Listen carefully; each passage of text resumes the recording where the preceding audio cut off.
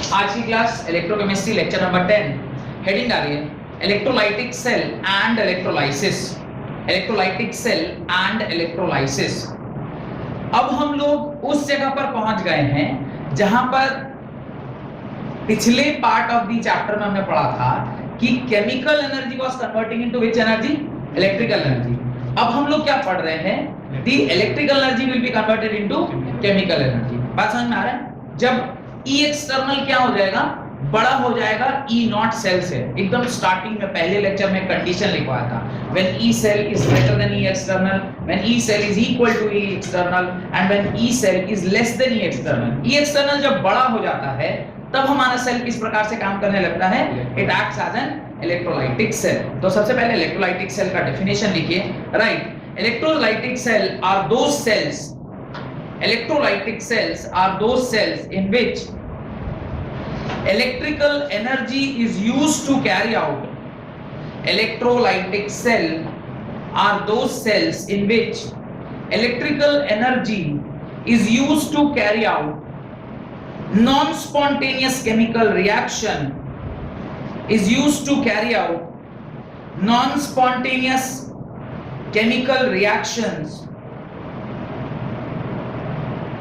and the reaction taking place in an electrolytic cell is known as electrolysis, and the reaction taking place in an electrolytic cell is known as electrolysis, is known as electrolysis।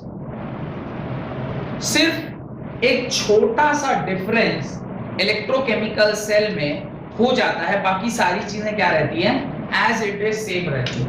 मैं अभी आपको electrolytic cell का एक diagram बनाकर दिखा रहा हूं, जिसके अंदर इस प्रकार से आप एक ही कंटेनर के अंदर आप दोनों इलेक्ट्रोड्स को इस प्रकार से जोड़ देते हैं। ये आपका पहला इलेक्ट्रोड है और इस प्रकार से एक और इलेक्ट्रोड होगा, एक को एनोड बोलते हैं और दूसरे को कैथोड। और इस सेल को हम लोग क्या करते हैं, इस सेल को हम लोग कनेक्ट करते हैं with the help of battery. इसको आप बैटरी से क्या करते हो, कनेक्ट करते हो। और जब आप इसको बैटरी से कनेक्ट करोगे तो यहाँ पे आप क्या लगाते हो, एक अमीटर भी लगाते हो in order to measure the current. और फिर ये इस प्रकार से आप इधर जोड़ते हो। इस वाले को हम नेगेटिव टर्मिनल बोलते हैं, इसको पॉजिटिव। ध्यान रखिएगा, मैंने आपसे जब आपको इलेक्ट्रोकेमिकल सेल पढ़ा रहा था उस टाइम ही मैंने इस प्रकार का एक अरेंजमेंट आपको दिखाया था। उस अरेंजमेंट में और इस अरेंजमेंट में सारी चीजें लगभग सेम होती है, सिर्फ एक छोटा सा अंतर है। And what is the difference is, difference ये है कि इस तरफ जो आपका एनोड हुआ करता था वो होता था नेगेटिव और जो कैथोड हुआ करता था वो होता था पॉजिटिव। पर in electrolytic cell anode will be acting as a positive terminal and cathode will be acting as a negative terminal। बस इतना ही अंतर होता है। अभी भी लेफ्ट साइड पे LO ऑक्सीडेशन ही होगा, एनोड होगा, बस पॉजिटिव ये लोन N की जगह क्या हो जाएगा, P हो जाएगा और ये लोप हो जाएगा LOAP। Again this is left side only, इस पर होता अभी भी ऑक्सीडेशन ही है, ये अभी भी क्या कहलाता है, एनोड ही कहलाता है। बस ये सिर्फ क्या है, पॉजिटिव टर्मिनल है। और करस्पॉन्डिंगली जब आप इसका सेकंड वाला पार्ट लिखेंगे, ये होगा right side, this is reduction, this is cathode, this is cathode and this is negative. ये आपका क्या हो जाएगा, ये नेगेटिव हो जाएगा, this will act as cathode. ये आपका क्या हो जाएगा, रिडक्शन होगा और इसको हम लोग क्या बोलेंगे, राइट साइड। इसके अलावा यहाँ पर और कोई भी डिफरेंस नहीं होता है। और इस टाइम ये जो आपका सेल है जिसमें जो आपने एनोड और कैथोड लगाया है, इसके अंदर जो रिएक्शंस होती है वो पहले से क्या है, ये नॉन स्पॉन्टेनियस रिएक्शन। अगर ये स्पॉन्टेनियस रिएक्शन होता तो फिर ये तो ऑलरेडी एनर्जी दे रहा होता सिस्टम को, पर ये स्पॉन्टेनियस रिएक्शन नहीं है। यहाँ पे जो रिएक्शन हो रही है वो कैसी हो रही है, नॉन स्पॉन्टेनियस रिएक्शन। क्योंकि वो नॉन स्पॉन्टेनियस है तो खुद से होगा नहीं, तो आपको क्या करना पड़ेगा, अगर नॉन स्पॉन्टेनियस रिएक्शन से आपको एनर्जी, उस रिएक्शन को करवाना है, वो प्रोसेस को आपको एग्जीक्यूट कराना है, जो कि ऑलरेडी नॉन स्पॉन्टेनियस है, तो आपको क्या करना पड़ेगा, एक्सटर्नल एनर्जी। मैंने अपने एग्जांपल में कहा होगा शायद, अगर वही एग्जांपल दिया था, मैंने कहा था कि ठंड के मौसम में अगर आपके घर में रात के 9 साढ़े 9 बजे अगर पापा कहते हैं, मम्मी कहती है कि जाओ बाजू वाली दुकान से दूध या वगैरह कुछ लेके आओ, और उस टाइम पे आपका जो अप्रोच होता है वो नॉन स्पॉन्टेनियस होता है। मम्मी ने बोला जाओ बाजू से 1 किलो चीनी ले आओ, सब ऐसा कुछ बोला, बाजू वाली दुकान से एकदम चीनी खत्म हो गया और सडनली कोई गेस्ट आ गया। अभी आप जो ठंड के मौसम में, जो कि ऑलरेडी बाहर 10 डिग्री सेल्सियस या 7 डिग्री सेल्सियस है, रजाई में से निकल के और दुकान तक जाना है, ये आपके लिए कष्टप्रद काम, एक नॉन स्पॉन्टेनियस प्रोसेस है। पर to make that non spontaneous process a spontaneous process, आपकी मम्मी ने आवाज लगा, अजी सुनते हैं, अरे देखिए तो, अरे क्या चप्पल कहाँ मम्मी, निकालो, किधर, पैसा दो, पैसा दे नहीं रही, खाली बोल रही है जाना है, लो पैसा दो, कहाँ, चप्पल पर निकाल जा रहे हैं ना।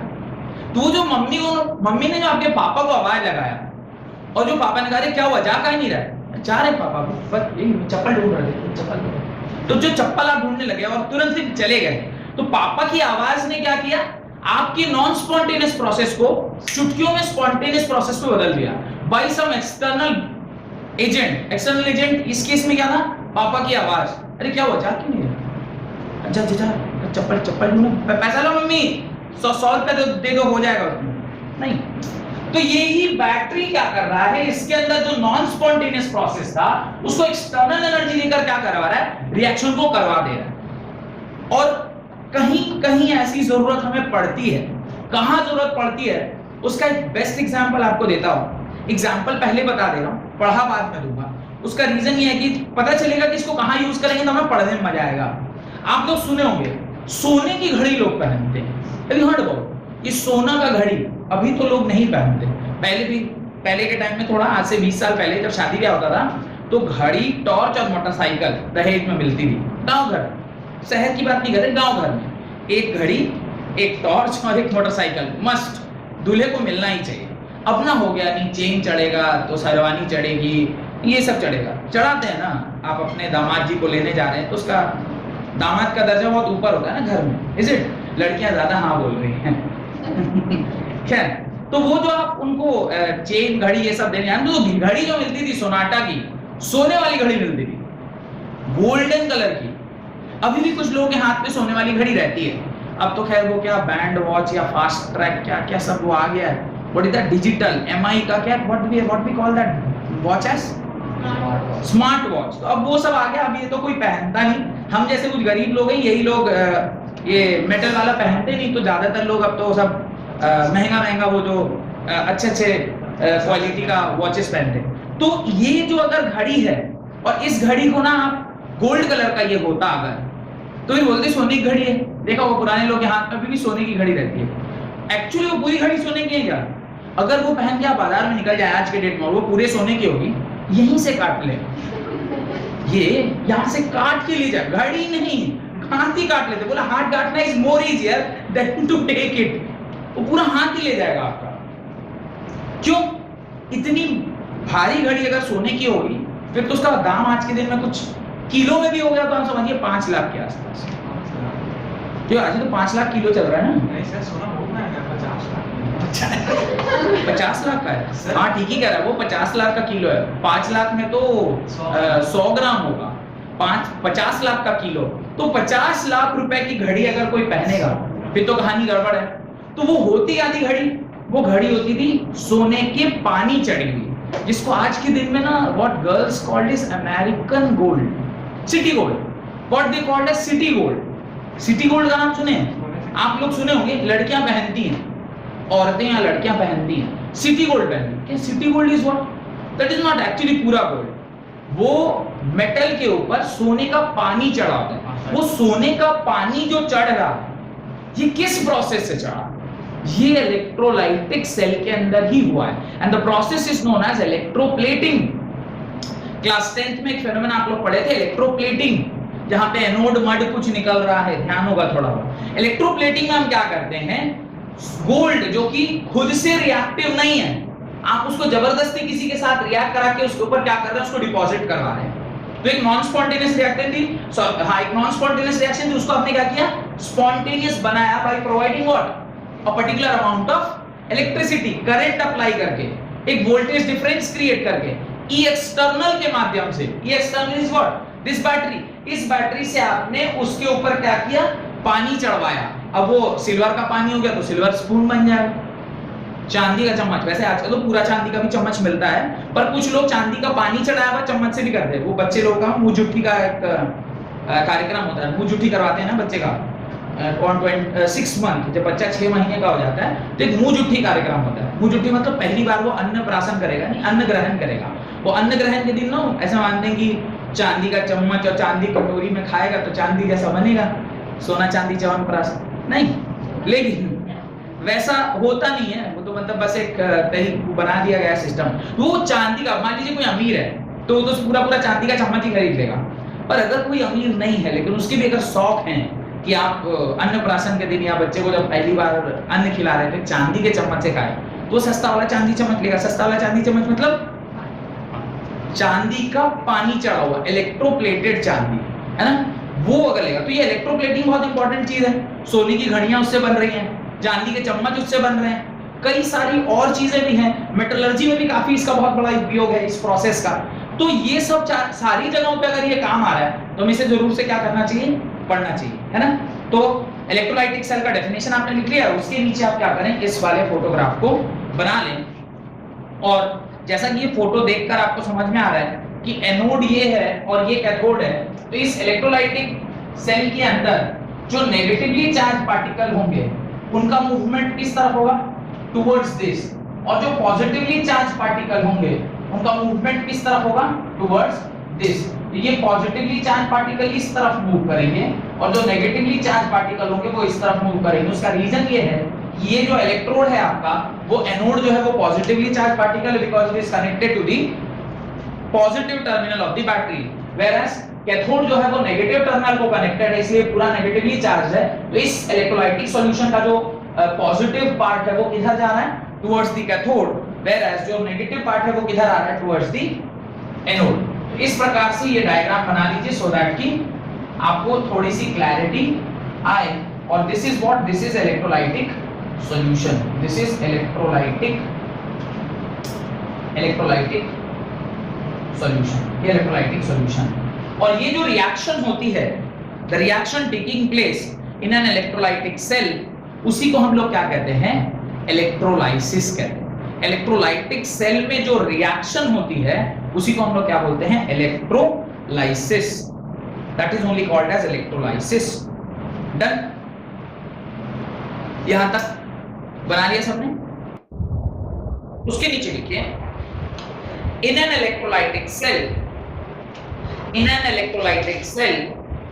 external source of voltage is used in an electrolytic cell.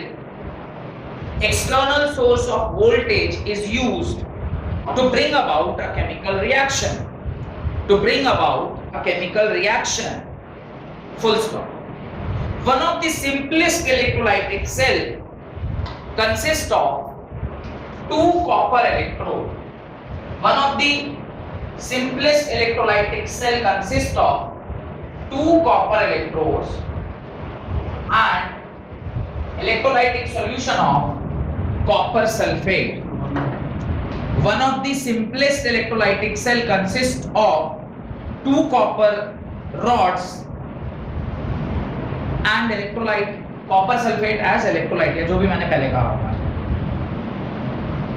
Full stop. तो अगर ऐसा सिंपलेस्ट इलेक्ट्रोलाइटिक सेल आपने बनाया जहां पर कि दोनों के दोनों रॉड क्या है? कॉपर के बने हुए हैं और जो सॉल्यूशन है वो कॉपर सल्फेट का है, तो देखिए इस पर होना क्या है? इस वाले एनोड पर आपको कौन सी रिएक्शन करानी है? इसके ऊपर नंबर क्या होना चाहिए? बढ़ना चाहिए। क्यों बढ़ना चाहिए? क्योंकि इसके ऊपर क्या हो रहा है? ऑक्सीडेशन हो रहा है। तो ये जो कॉपर है ये डिसोसिएट करेगा और ये क्या प्रोवाइड करेगा? Copper 2++2 electrons. कोई दिक्कत? जैसे ही ये डिसोसिएट करके कॉपर 2++2 इलेक्ट्रॉन्स में जाएगा तो यहाँ पर पॉजिटिवली चार्ज, ये प्लेट पॉजिटिवली चार्ज होगा। इस पॉजिटिवली चार्ज पार्टिकल की तरफ इलेक्ट्रॉन्स क्या हो रहे होंगे? अट्रैक्ट हो रहे होंगे। ऑब्वियसली इलेक्ट्रॉन डिसोसिएट हो रहा है तो इलेक्ट्रॉन क्या होगा?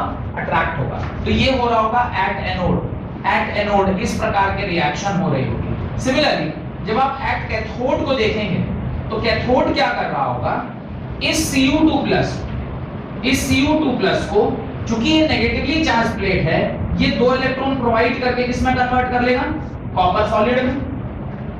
ये जो आपका कैथोड है, चूंकि ये पूरा नेगेटिवली चार्ज पार्टिकल है, तो वो कॉपर 2 प्लस ये डिसइंटीग्रेट करेगा कॉपर 2 प्लस, और वो कॉपर 2 प्लस क्या करेगा, 2 इलेक्ट्रॉन्स ऐड करा के खुद को कॉपर सॉलिड, यानी यहां से जो कॉपर डिसइंटीग्रेट हुआ वो जाके किसके ऊपर डिपॉजिट हो गया, इसके ऊपर डिपॉजिट हो गया। यानी धीरे धीरे इस रिएक्शन में क्या होगा, ये पूरा का पूरा जो एनोड है ये धीरे धीरे क्या होता जाएगा, खत्म होता जाएगा, और थोड़ी देर के बाद या एंड ऑफ द रिएक्शन में जो आप देखेंगे तो ये वाला जो कॉपर का रॉड होगा ये धीरे धीरे क्या होता जाएगा, मोटा होता जाएगा। एक टाइम ऐसा आएगा जहां ये कॉपर रॉड खत्म और ये डबल मोटाई का हो गया, उस टाइम पे रिएक्शन क्या हो जाएगी, खत्म। और यही होता भी है जब आप इलेक्ट्रोप्लेटिंग का कॉन्सेप्ट देखते हैं। इलेक्ट्रोप्लेटिंग में हम लोग क्या करते हैं, जिस भी चीज का पानी चढ़ाना होता है, सपोज गोल्ड का पानी चढ़ाना है, तो गोल्ड को कहां रख लेंगे, इस तरफ, और इस तरफ वो सामान डाल देंगे, जैसे कि घड़ी हो गई, सोने की चेन जिसको हमको प्लेट करना है, या चम्मच हो गया, उसको यहां रख लिया। रिएक्शन जैसे ही ऑन किए, यहां से गोल्ड डिसइंटीग्रेट होके कहां जाएगा, सॉल्यूशन में, और वो गोल्ड किसके ऊपर डिपॉजिट होता जाएगा, इसके ऊपर। जिस टाइम पे आपका ये गोल्ड पूरा इसके ऊपर डिपॉजिट हो गया, आप उसको क्या करेंगे, गोल्ड को बाहर निकाल लीजिएगा, तो वो पूरी की पूरी जो आपकी वो चम्मच रही होगी या घड़ी रही होगी, वो पूरा इलेक्ट्रोप्लेट हो चुका होगा। अब यहां तक समझ लेने के बाद, ये दोनों रिएक्शन से मैंने फेनोमेना आपको समझा दिया, उसके बाद हमें ये समझ में आना चाहिए कितने इलेक्ट्रिसिटी में कितना अमाउंट ऑफ सब्सटेंस जाके गोल्ड प्लेट करेगा। भाई मेरे को तो इसका कोई आइडिया नहीं है ना कि कितना ये मेटल का कितना मास होना चाहिए और किस प्रकार से कितना करंट सप्लाई करेंगे तो कितना मास इसके ऊपर डिपॉजिट होगा, इसका हमें कोई आइडिया नहीं। अभी तो सिर्फ हम क्या पढ़ रहे हैं, फेनोमेना पढ़ रहे हैं। फेनोमेना क्या है कि जब आप कभी एनोड में कुछ ऐसी चीज लेते हैं तो एनोड पर का सामान जाके कैथोड पर क्या होता जाता है, डिपॉजिट होता जाता है। ठीक, किस रेट से डिपॉजिट होता है, कितना अमाउंट लगेगा, कितना करंट लगेगा, कितना समय लगेगा। मान लीजिए हमने डाल दिया, क्या 100 साल बाद अगर उसमें कुछ होने वाला है, मेरे किस काम, तो टाइम का भी होना चाहिए। ये सारे के बीच में जो रिलेशनशिप स्टैब्लिश किया उनका नाम था फैराडे, और यहां पे हम लोग पढ़ते हैं फैराडे लॉ ऑफ इलेक्ट्रोलाइसिस। उससे पहले एक दो लाइनें लिखनी है, राइट। ये दोनों रिएक्शन आपने लिख लिया, अगर एट एनोड और एट कैथोड ऐसा हो रहा है, ये only for simple that simplest electrolytic cell में ऐसा होता है। उसके नीचे लिखे हैं एप्लीकेशन ऑफ इलेक्ट्रोलाइटिक सेल, कि ये कहां-कहां यूज में आता है।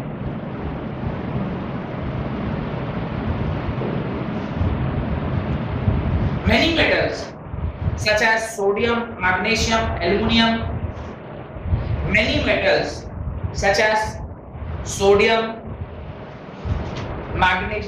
magnesium, aluminum are produced on large scale by electrochemical reduction.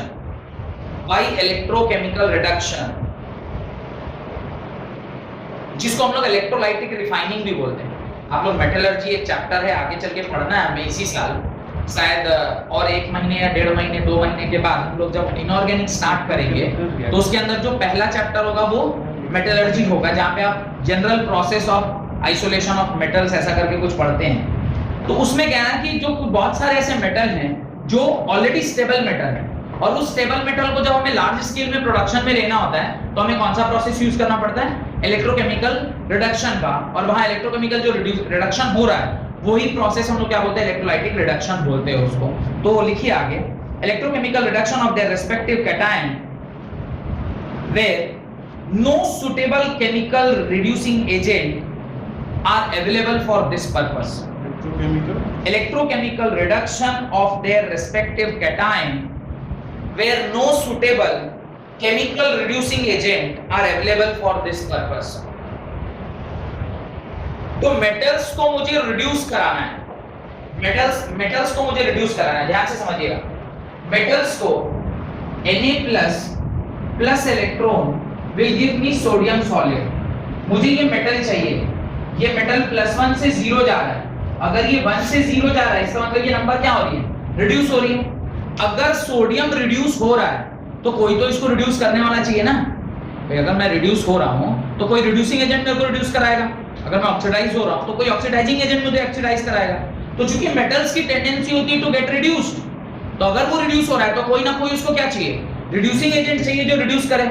अगर वो इतना अच्छा स्ट्रॉन्ग रिड्यूसिंग एजेंट नहीं है जो इसको रिड्यूस कर सके, तो जिंदगी में कभी रिड्यूस नहीं होगा। उस जगह पे जहां पे हमारे पास सुटेबल रिड्यूसिंग एजेंट अवेलेबल नहीं है, खास करके नीचे के मेटल जो आप इलेक्ट्रोकेमिकल सीरीज लिखे हुए हैं उसमें lithium, sodium, potassium, aluminium, magnesium, नीचे के मेटल्स आपको याद होगा नीचे में यही सब नाम लिखा हुआ है, इनके लिए हमारे पास कोई बहुत अच्छा रिड्यूसिंग एजेंट नहीं है। उन सारे मेटल्स को जब हम लार्ज स्केल प्रोडक्शन में लेके जाते हैं तो वहां पे यही वाला मेथड हमें काम आता है, जिसके अंदर आप क्या करते हैं, किसी एक मेटल को कैथोड पर क्या करा देते हैं, रिड्यूस कराते हैं और उसको इस पर जमा करा देते हैं। तो गंदगी के साथ साथ मेटल वाला चीज को एनोड बना देते हैं, गंदगी क्या होगा, यहीं रह जाएगा और इसमें जो मेटल है वो जाके कहां डिपॉजिट हो जाएगा, यहां, और आपको क्या मिल जाएगा, प्योर मेटल। तो आपको यही तो चाहिए था कि गंदगी और मेटल में से क्या कर लें, मेटल बाहर निकाल लें। मेटलर्जी जो क्लास 10th में आपने पढ़ा था वहां तो यही समझा था ना, एक्सट्रैक्शन मतलब मेटलर्जी। मेटलर्जी में क्या करते हैं, purification of metal. Purification of metal मतलब गंदगी को छांटते चलिए, प्योर मेटल के पास पहुंचते जाइए। अब अगर लास्ट स्टेप है जहां पे मेरे को इसको लास्ट स्टेप में Na+ को किसमें कन्वर्ट करना है, सोडियम में, और मेरे पास कोई रिड्यूसिंग एजेंट नहीं है, तो मैं क्या करूंगा, गंदगी वाला जो सोडियम है उसको यहां रख दूंगा, यहां पे एक छोटा सा सोडियम सिर्फ डाल देंगे नाम मात्र का, ताकि उसके ऊपर वो क्या हो सके, डिपॉजिट हो सके। ये यहां से टूटता जाएगा, टूटेगा तो गंदगी नीचे जमा होती जाएगी जिसको बोलते हैं एनोड मड, और जो सोडियम है वो उसके ऊपर क्या हो जाएगा, डिपॉजिट हो जाएगा। और इस प्रोसेस से हम आसानी से सोडियम मेटल पा लिए, और मेटलर्जी का यही तो एम था कि आप मेटल को एक्सट्रैक्ट कर सके। तो ये सब इन सब जगहों पर क्या होता है, यूज में आता है। हेडिंग क्या लें, फैराडेज लॉ, अगर ये कहानी लिख ली ना आपने, right, Faraday's law of electrolysis, Faraday's law of electrolysis. Faraday ने जो अपना लॉ दिया है उसको समझते हैं। फैराडे ने क्या बोला, ये जितनी भी बातें अभी तक हमने की हैं ये सारी थ्योरेटिकल बातें, कि मेटल इसके ऊपर डिपॉजिट हो जाएगा, ये वो सब थ्योरेटिकल था। Faraday was the first scientist जिन्होंने कहा कितने करंट देने पर कितना मेटल उसके ऊपर डिपॉजिट होगा, यानी उन्होंने पहली बार quantitative relationship, how much current में कितना मेटल जाके डिपॉजिट होगा वो निकाला। लिखिए, the quantitative aspect of electrolysis, the quantitative aspects of electrolysis was studied extensively by Michael Faraday. The quantitative aspect of electrolysis was studied extensively by Michael Faraday, and his laws of electrolysis are known as Faraday's laws of electrolysis, तो उन्होंने जो अपना law दिया, quantitative aspect of electrolysis बताया by his studies, और उन्होंने जो law दिया उसी को हम क्या बोलते हैं, Faraday's law of electrolysis. Electrolysis का मतलब मैंने ऑलरेडी आपको बता रखा है, इलेक्ट्रोलाइसिस मींस जो रिएक्शन इलेक्ट्रोलाइटिक सेल में होती है उसी को हम क्या बोलते हैं, इलेक्ट्रोलाइसिस बोलते हैं। और फैराडे ने उस इलेक्ट्रोलाइसिस यानी उस रिएक्शन जो इलेक्ट्रोलाइटिक सेल में हो रहा था उसके ऊपर जो लॉ दिया उसी को हम बोलते हैं फैराडेज लॉ ऑफ इलेक्ट्रोलाइसिस। तो इलेक्ट्रोलाइटिक सेल है, इलेक्ट्रोलाइटिक सेल के अंदर जो रिएक्शन हो रही है दैट इज इलेक्ट्रोलाइसिस, और उसके ऊपर जो लॉ बनाया फैराडे लॉ भाई साहब ने उसको बोलते हैं फैराडे लॉ ऑफ इलेक्ट्रोलाइसिस। इन्होंने क्या किया, क्वांटिफाई किया कितना वेट डिपॉजिट होगा जाके अगर आप कितने समय तक कितना करंट उसके ऊपर क्या कराएंगे, फ्लो कराएंगे, in presence of whatever voltage. Voltage का क्या काम है, वोल्टेज को उन्होंने वर्क डन से दिखाया। खैर, राइट, फैराडेज फर्स्ट लॉ, इन्होंने दो लॉ दिया, पहला नियम और दूसरा नियम, right. Faraday's first law Faraday क्या कहता है, अमाउंट ऑफ करंट कितना डिपॉजिट होगा उसके बारे में हमें ज्ञान देता है कि कितना करंट जाके उसके ऊपर डिपॉजिट होगा, right. It states that the amount of chemical reaction, Faraday first law के अंदर लिखिए, it states that amount of chemical reaction occurring at any electrode, amount of chemical reaction occurring at any electrode by passing current is directly proportional to amount of chemical reaction occurring at any electrode by passing current is directly proportional to the quantity of electricity passed, the quantity of electricity passed through the electrolyte, through the electrolyte,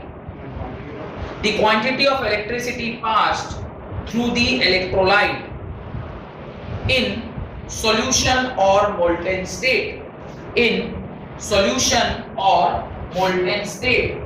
solution में या molten state में कितना current कितने wait को जाके deposit करेगा। तो उन्होंने बोला कि let W gram of this metal gets deposited, metal gets deposited, तो W gram of metal gets deposited ऐसा उसने बताया when Q coulomb of electricity is passed through it। तो उसके नीचे लिखिए let W gram of the substance get deposited on passing Q coulomb of electricity, on passing Q coulomb of electricity, Q coulomb of electricity, यानी W is proportional to, उन्होंने क्या बता दिया, Q बता दिया। W अगर Q के proportional है तो W is equal to some proportionality constant into Q, और Q को आप ZIT लिख सकते हैं because आप Q को करंट इनटू टाइम भी लिख सकते हैं। तो कितना वेट डिपॉजिट करेगा वो डिपेंड कर रहा है किसके ऊपर, ZIT के ऊपर, where Z is called as electrochemical equivalent, where Z is what, electrochemical equivalent, Q is quantity of electricity, I is current in ampere, and T is time in second। W is equal to ZIT, ये formula जैसे मैंने आपको याद कराया था, work done is equal to VIT के बराबर, याद होगा आपको। इलेक्ट्रिसिटी में मैंने हीट को मैंने VIT के बराबर याद कराया था। तो यहाँ पे W जो है वो how much weight is getting deposited on that particular cathode, कितना कैथोड के ऊपर मेटल डिपॉजिट हो रहा है, कब, जब Q कूलम इलेक्ट्रिसिटी चार्ज के टर्म में डिफाइन किया। अगर इलेक्ट्रिसिटी को चार्ज के टर्म में डिफाइन करेंगे तो उसको आप करंट और टाइम के टर्म में भी लिख सकते हैं। तो current into time is charge, तो IT के टर्म्स में भी लिख सकते हैं। इसलिए W is equal to ZIT, where Z is electrochemical equivalent, Q is quantity of electricity, I is current in ampere, and T is time in second। इस प्रकार से आपका फैराडेज फर्स्ट लॉ ने क्वांटिफाई किया, क्वांटिफिकेशन कितने समय में कितना करंट लगेगा तो कितना उसके ऊपर मास या weight of that particular metal will get deposited, ऐसा हमें पता चलेगा।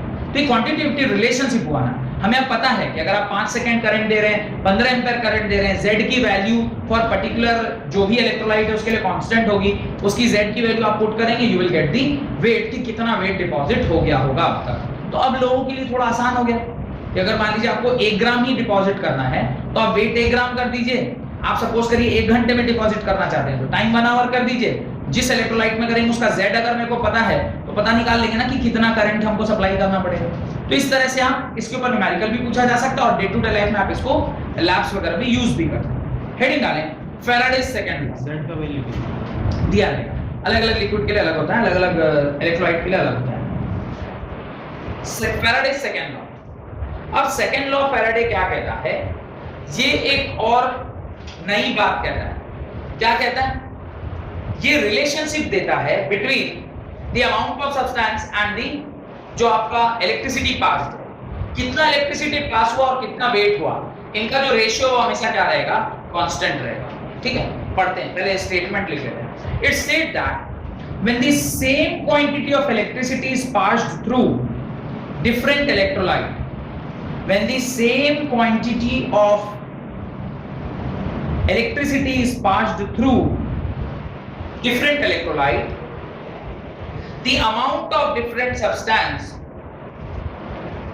formed are directly proportional to their equivalent weight are directly proportional to their equivalent weight. The amount of different substance formed are directly proportional to their equivalent weight. मैं वापस से एक बार पूरा repeat कर रहा हूं. It states that when the same quantity of electricity is passed through different electrolyte, the amount of different substance formed are directly proportional to their equivalent weight. और equivalent weight किसी भी चीज का कैसे निकालते हैं, ये मैंने आपको क्लास 11th में पढ़ाया होगा. Equivalent weight of metal कैसे निकालते हैं, equivalent weight of base कैसे निकालते हैं, equivalent weight of एसिड कैसे निकालते हैं, नॉन मेटल्स का कैसे निकालता है. खास करके इस चैप्टर में जितना मुझे चाहिए वो है इक्विवेलेंट वेट निकालते हैं किसी भी मेटल का, तो वो होता है फॉर्मूला उसका मास बाय उसकी वैलेंसी. किसी भी मेटल का mass by it's valency will give you the equivalent weight. तो ब्रैकेट में आप लिख लें atomic mass of the metal.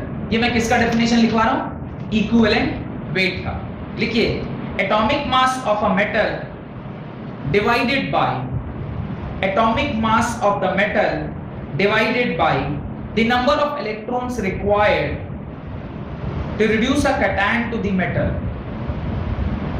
Atomic mass of the metal divided by the number of electrons required to reduce a cation of the metal. या सीधे सीधे equivalent weight किसी भी मेटल का अगर लिखना है तो मैं लिखूंगा equivalent weight is equal to equivalent weight is equal to atomic mass by its valency. Atomic mass by its valency. ये फॉर्मूला आप निकालते हैं. ये तो हो गया. उस लॉ के अंदर एक छोटा सा टर्म आया था इक्विवेलेंट वेट, उसके बारे में जानकारी. लॉ क्या कहता है वो अभी तक मैंने आपको नहीं समझाया. लॉ क्या कहता है, व्हाट इज लॉ सजेस्टिंग या व्हाट लॉ स्टेट्स. लॉ कह रहा है जब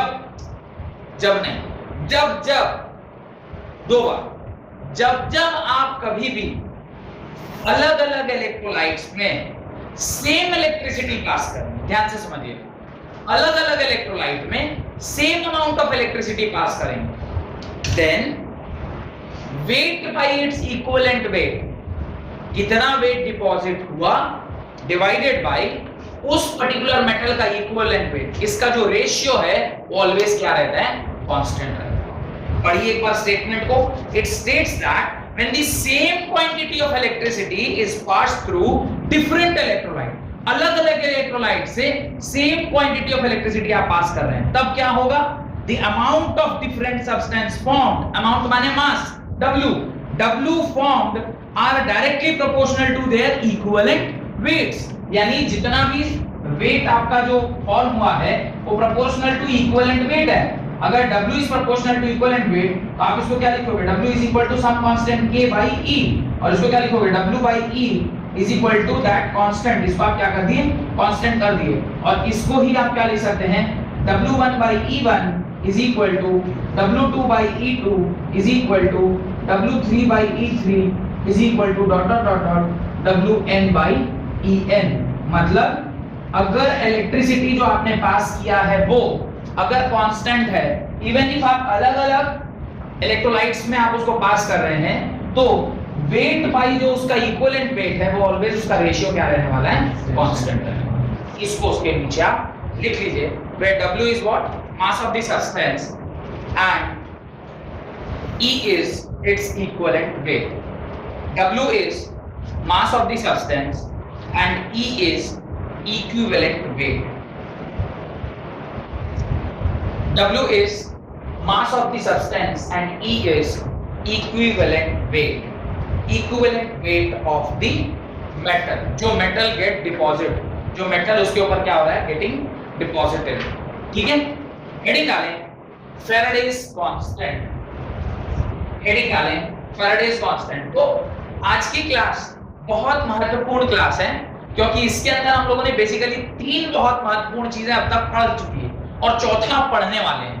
पहला क्या पढ़ा, पहला पढ़ा what is an electrolytic cell. Electrolytic cell किसे कहते हैं. इलेक्ट्रोलाइटिक सेल एक ऐसा सेल है जहां पर electrical energy is getting converted into chemical energy, और एक नॉन स्पॉन्टेनियस रिएक्शन उसके अंदर होता है। जो रिएक्शन एक इलेक्ट्रोलाइटिक सेल में होता है उसको इलेक्ट्रोलाइसिस बोलते हैं, और उस इलेक्ट्रोलाइसिस के बेसिस पे हमने ये सिंपलेस्ट इलेक्ट्रोलाइटिक सेल बनाया जिसपे दो कॉपर रॉड थे जो उसको डिप किया गया था एक इलेक्ट्रोलाइट जिसको कॉपर सल्फेट बोलते हैं। उसके बाद हमने देखा कि इसकी क्या एप्लीकेशन है, कहां-कहां यूज में आता है। तो मैंने बताया कुछ ऐसे मेटल्स होते हैं जिसके लिए हमारे पास क्या है, रिड्यूसिंग एजेंट नहीं होता है। तो जहां पे रिड्यूसिंग एजेंट नहीं अवेलेबल है वहां पे इलेक्ट्रोलाइटिक रिडक्शन हमारे काम आता है, जो कि हम मेटलर्जी चैप्टर में बहुत डिटेल में उसको पढ़ेंगे। पर कॉन्सेप्ट यही है, वहां बताऊंगा से अलग-अलग मेटल्स के लिए, पर ये कॉन्सेप्ट तो वहां नहीं बदलेगा, कॉन्सेप्ट तो यहीं से सीख रहे हैं। तो ये कॉन्सेप्ट मैं वहां जब बोल रहा हूं तो मैं बताऊंगा कि आपको मैंने इलेक्ट्रोलाइटिक सेल वहां पढ़ाया था, तो उस टाइम आपको बोलना है हाँ पढ़ाया था करके, इसलिए दोबारा भी बोल रहा हूं, ठीक है। अब जब हम लोगों ने ये रिलेशनशिप एस्टैब्लिश कर लिया, रिड्यूसिंग एजेंट और रिड्यूसिंग एजेंट का सारा कहानी समझ में आ गया कि कब इसको यूज में लेते हैं, तो फिर फैराडे भाई साहब, कुछ लोगों का डाउट हुआ कि कितना वेट डिपॉजिट होगा, कितने समय में डिपॉजिट होगा, कितना करंट लगेगा, ये सारी चीजों का डाउट मन में रह गया था। तो फैराडे भाई साहब आए, उन्होंने कहा क्वांटिटेटिव रिलेशनशिप निकाल दिया, W = ZIT के बराबर, where W is weight of the mass या substance deposited on that particular electrode when Q amount of electricity is passed through। Q को हमने क्या लिख दिया था, IT लिख दिया था, that is W = ZIT का फॉर्मूला बन गया, क्वांटिटेटिव रिलेशनशिप।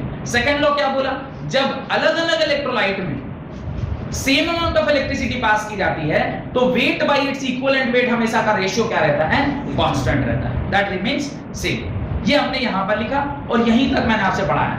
अब हेडिंग मैं बोल रहा हूं डालने के लिए, that is Faraday's constant. Faraday constant क्या है, आपने फैराडे कांस्टेंट यूज किया है, कहां पे यूज किया है, इलेक्ट्रोकेमिकल सेल में आपने F की वैल्यू लिखी थी 96500, याद आ रहा है, आपने F के जगह पे डायरेक्टली यूज कर लिया था 96500। उस दिन मैंने जब आप अगर पूछा होगा आपने, मैंने कहा होगा कि आगे चल के इसका डेरिवेशन हम लोग करेंगे, अगर पूछा होगा, और नहीं पूछा होगा तो शायद नहीं बोला होगा, लेकिन मेरे को ध्यान है, आप लोगों का ध्यान नहीं, पर वहां पे साक्षी वाले बैच में उन लोगों ने से पूछा था कि सर ये 96500 कहां से आया, तो मैंने कहा था जब आगे चलेंगे हम लोग तो निकालेंगे इसको। लिखेंगे फैराडेज कांस्टेंट का डेफिनेशन लिखेंगे, the amount of electricity required for oxidation और reduction, the amount of electricity required for oxidation or reduction depends upon the stoichiometry of the electrode reaction, depends upon the stoichiometry of the electrode reaction, stoichiometry of electrode reaction। इसका क्या मतलब है, अगर मान लीजिए मैं एक मेटल की बात करूं, स्पेसिफिकली अभी थोड़ी देर पहले मैंने आपको एक मेटल दिखाया था जिसका मैंने सोडियम एग्जांपल लिया था आपके सामने। सपोज करिए मैं सोडियम की ही बात करता हूं, तो सोडियम प्लस एक्वस जब एक इलेक्ट्रॉन के साथ मिलेगा तो क्या बनाएगा, सोडियम सॉलिड बनाएगा। अब ये एग्जांपल में कितना इलेक्ट्रॉन लग रहा है इस पर्टिकुलर सब्सटेंस को रिड्यूस करने के लिए, एक इलेक्ट्रॉन लग रहा है, एक एटम के लिए एक इलेक्ट्रॉन लगा, कोई दिक्कत नहीं। 1 मोल एटम के लिए कितने इलेक्ट्रॉन लगेंगे, 1 मोल इलेक्ट्रॉन लगेंगे, कोई दिक्कत, इस बात को लिखिए, ये रिएक्शन लिखिए उसके नीचे, Na plus aqueous plus electron gives sodium solid. और यहां पर एक लाइन लिखिए, 1 electron is required, 1 electron is required to reduce 1 atom of sodium ion, 1 atom of sodium ion। Therefore 1 mole of electron would be required, 1 mole of electron would be required, 1 mole of electron would be required for the reduction of 1 mole of sodium ion. 1 मोल के लिए हमें 1 मोल electron required होगा, ठीक है। अब charge अगर मैं निकालूं, चार्ज ऑन 1 इलेक्ट्रॉन कितना होता है, 1.6 × 10⁻⁻⁹ कूलम। अगर कोई मेरे से पूछे बताओ चार्ज ऑन 1 मोल इलेक्ट्रॉन कितना होगा? आंसर क्या आएगा? 1.6 into 10 raised by minus 19 into 6.022 into 10 raised by 23। जब आप इन दोनों को मल्टीप्लाई करेंगे तो जो एग्जैक्ट नंबर आता है वो है 96487 96487 कूलम मोल इनवर्स, जिसको अप्रोक्सीमेटली 96500 कूलम मोल इनवर्स हम लोग यूज करते हैं। यानी ये क्या है? What is this number? This number is charge on 1 mole electron. 1 mole electron का चार्ज 96500 के बराबर होता है। इस कैलकुलेशन को आप अपनी कॉपी में दिखा लें। इस कैलकुलेशन को आप अपनी कॉपी में दिखा लें, ठीक है? उसके बाद एक छोटा सा एग्जांपल, सॉरी न्यूमेरिकल हम लोग करेंगे और उसमें हम लोग देखेंगे किस प्रकार से ये जो फॉर्मूला सब आप लोग लिखे हैं उसको यूज में लेते हैं, ठीक है? राइट 96500। इस कैलकुलेशन में मेरे ख्याल से आपको कोई दिक्कत नहीं होना चाहिए, या जिस प्रकार से मैंने इसको एक एक करके एक लाइन से लिखवाया है आपको समझ में आना चाहिए कि किस प्रकार से हम चार्ज ऑन 1 मोल इलेक्ट्रॉन निकाल सकते हैं। और इसी वैल्यू को, दिस वैल्यू देखिए, this quantity of electricity is called Faraday constant. This quantity of electricity is known as Faraday's constant and is represented by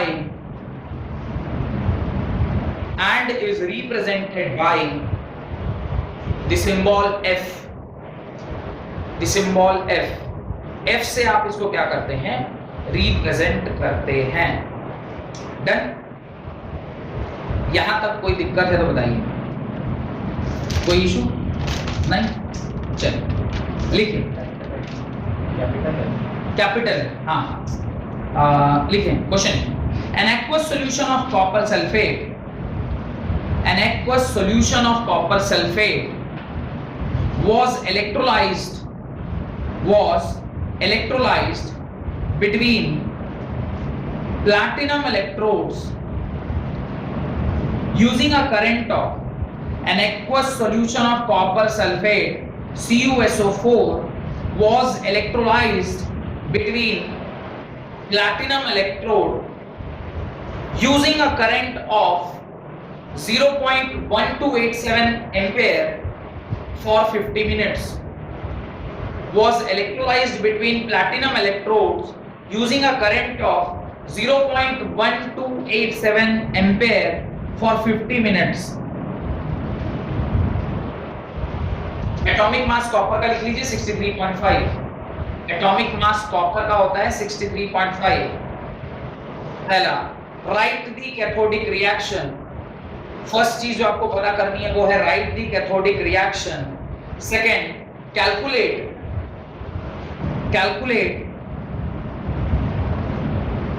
के अंदर first point, electric charge pass during the electrolysis.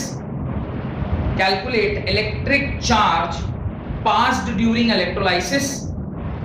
and दूसरा, mass of copper deposited at the cathode। दूसरा, mass of copper deposited at the cathode। पहला, electric charge passed during electrolysis। दूसरा, mass of copper deposited at cathode। F की value क्या लेंगे? 96500। इसको जरा solve कीजिए। चलिए देखिए, ये सवाल काफी इजी सा सवाल था, जस्ट टू चेक कि आप कितना नॉलेज मतलब गेन पाए, बेसिक नॉलेज आप कितना गेन कर पाए, उसी के बारे में ये सवाल है। आपसे उसने सवाल में कहा है कि कॉपर 2+ जब 2 इलेक्ट्रॉन्स के साथ रिएक्ट कर रहा है तो वो क्या बना रहा है? Copper solid. यही है ना? क्योंकि यहाँ का कैथोडिक रिएक्शन है, नंबर यहाँ से यहाँ जा रही है और 2 अगर 0 रहती रिडक्शन हो रहा है, कैथोड पे रिडक्शन होता है, इसलिए कैथोडिक रिएक्शन हुई। अब उसने बोला है बताओ कि कितना Q आपको चाहिए, तो Q का फॉर्मूला होता है I × T। शायद आपको I के बारे में दिया हुआ है 0.1287 इनटू टाइम जो है वो 50 मिनट दिया है, लेकिन 50 मिनट तो नहीं हो सकता, उसको हमें 60 से क्या करना होगा, मल्टीप्लाई करना होगा। 0.1287 इनटू 3000, और जब आप इसे सॉल्व करेंगे तो 386.1 ऐसा कूलम आपका आंसर आना चाहिए, दैट इज 386.1 कूलम। ये आपका फर्स्ट पार्ट का क्वेश्चन का आंसर हो गया, यानी ये फर्स्ट पार्ट और ये सेकंड पार्ट का ए। एक और बिट है आपका बी, जहां पे वो कह रहा है बताओ W कितना डिपॉजिट होगा, यानी मास कितना डिपॉजिट होगा। तो आप फॉर्मूला जानते हैं W is equal to ZIT के बराबर, W is equal to ZIT। IT की वैल्यू ऑलरेडी आप निकाल के बैठे हैं। Z का फॉर्मूला होता है equivalent weight by Faraday constant, that is 96500। Equivalent weight होता है mass of the metal, that is 63.5 bye valency 2, और ये 96500 इनटू Q की वैल्यू यानी IT की वैल्यू आप क्या लिखोगे, इनटू IT की वैल्यू, IT की वैल्यू ऑलरेडी आप निकाल चुके हो 386.1। इन सब को जब आप सॉल्व करोगे तो जो वेट डिपॉजिट हो रहा है उसके ऊपर, दैट इज 0.127 ग्राम, 0.127 ग्राम। ये आपके इस क्वेश्चन का आंसर हो गया। काफी सरल सा क्वेश्चन जहां पे बहुत बेसिक चीजें आपको पूछी गई थी, और जो एक चीज आपको नहीं पता था कि Z कैसे निकालते हैं, वो मैंने आपको हिंट में बताया था कि Z निकालते हैं भाई equivalent weight divided by Faraday's constant. और इक्विवेलेंट वेट कैसे निकालते हैं, इक्विवेलेंट वेट निकालने का तरीका होता है atomic mass by it's valency. Atomic mass 63.5 आपको क्वेश्चन में दिया गया था, वैलेंसी 2 है, जो कि वहां पे 2 इलेक्ट्रॉन रिक्वायर्ड है to reduce this particular metal. लिखें product of electrolysis, subheading डालें प्रोडक्ट ऑफ इलेक्ट्रोलाइसिस। कुछ प्रोडक्ट हैं इलेक्ट्रोलाइसिस के, और एक छोटा सा कॉन्सेप्ट है ओवर पोटेंशियल का। ये दो चीज पढ़ेंगे तो हमारा ये जो इलेक्ट्रोलाइटिक सेल है वो कंप्लीट हो जाएगा, और सीधे अगली क्लास में हम लोग बैटरी पढ़ेंगे। दो तरह का बैटरी पढ़ना है, एक बैटरी है आपका प्राइमरी स्टोरेज और दूसरा है सेकेंडरी स्टोरेज। ये कंप्लीट होते ही आपका ये खत्म, लेक्चर नंबर 11 में आपका ये चैप्टर खत्म हो जाएगा। लिखें प्रोडक्ट ऑफ इलेक्ट्रोलाइसिस, पहला लिखें नेचर ऑफ मटेरियल, उसके नीचे लिखें the product of electrolysis depends upon the following factor. The product of electrolysis depends upon the following factor. किन किन पैरामीटर्स के ऊपर जो आपका प्रोडक्ट बना है इलेक्ट्रोलाइसिस में वो डिपेंड करेगा। पहला nature of material being electrolysed, पहला nature of material being electrolysed, आप किस मटेरियल को इलेक्ट्रोलाइसिस कर रहे हैं। आप सोडियम के इलेक्ट्रोलाइसिस कर रहे हैं कि मैग्नीशियम के इलेक्ट्रोलाइसिस कर रहे हैं कि एल्युमिनियम के इलेक्ट्रोलाइसिस कर रहे हैं कि गोल्ड के इलेक्ट्रोलाइसिस कर रहे हैं कि सिल्वर के इलेक्ट्रोलाइसिस कर रहे हैं, किसकी इलेक्ट्रोलाइसिस कर रहे हैं उसके ऊपर डिपेंड करेगा कि आपका प्रोडक्ट क्या बनने वाला है। दूसरा type of electrode being used, type of electrode being used. अब यहां पर दो ऑप्शन हो सकते हैं ना टाइप ऑफ इलेक्ट्रोड में, या तो आप इनर्ट कोई इलेक्ट्रोड यूज कर लें, जैसे इस क्वेश्चन में उसने कहा था प्लैटिनम इलेक्ट्रोड, या फिर कुछ ऐसा इलेक्ट्रोड हो सकता है जो रिएक्टिव इलेक्ट्रोड हो सकता है। तो डिपेंडिंग अपॉन इलेक्ट्रोड के ऊपर भी उसका पैरामीटर डिपेंड करेगा। Third different oxidising and reducing species, different oxidising and reducing species present in electrolytic cell, different oxidizing and reducing species present in the electrolytic cell and their standard electrode potential, and their standard electrode potential। आप जो भी electrode लोगे उस electrode का जो standard electrode potential है उसके ऊपर डिपेंड करेगा। अब आप बोलेंगे क्यों? इलेक्ट्रोलाइटिक सेल का फॉर्मेशन होता है when E external is greater than E cell। अगर इलेक्ट्रोड पोटेंशियल E सेल की हम बात करें तो वो इलेक्ट्रोड पोटेंशियल है। इलेक्ट्रोड पोटेंशियल अगर आपका सपोज 0.76 है, तो अगर आप कोई एक्सटर्नल वोल्टेज 0.5 का दिए हैं, will it act as a electrolytic cell? नहीं, क्योंकि आपका जो E external है वो आपके एक्सटर्नल जो E सेल से छोटा है, तो उसको पहले उससे बड़ा होना चाहिए। इसका नॉलेज मेरे पास होना चाहिए कि आपका कौन सा मेटल यूज किया गया है और उस मेटल का SHE क्या है, SHE बोल रहा हूं, स्टैंडर्ड इलेक्ट्रोड पोटेंशियल क्या है, SEP क्या है, स्टैंडर्ड इलेक्ट्रोड पोटेंशियल क्या है। Done. And the last point, over voltage bracket में लिखिएगा kinetic barrier,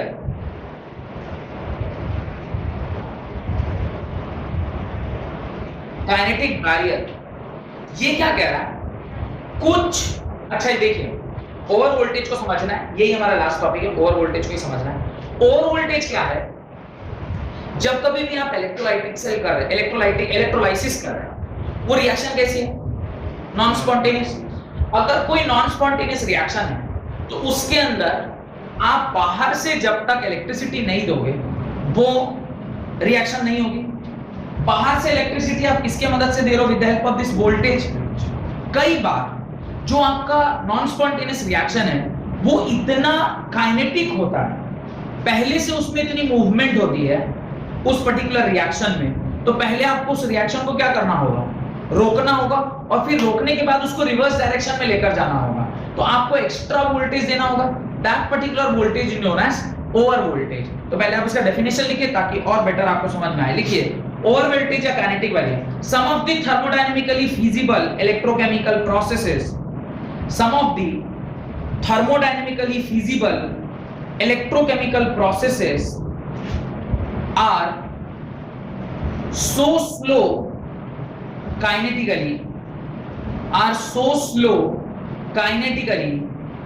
that some of the thermodynamically feasible electrochemical processes are so slow kinetically, then at lower voltage these do not seems to take place,